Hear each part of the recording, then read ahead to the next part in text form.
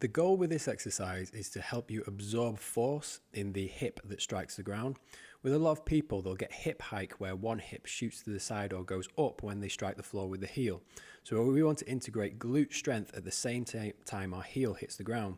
This exercise is also a very, very good way to wake up, for use of a better term, the glutes at the side of the hip.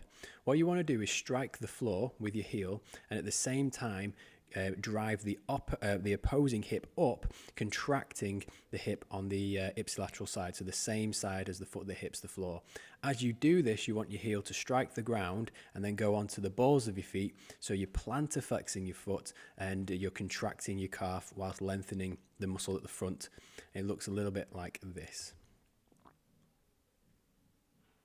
So what you'll notice whilst I'm doing this exercise is the change in the hip position.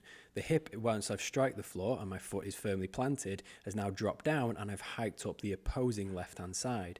As I come back up to the starting position, I change the position and pick up that hip as this foot is off the floor.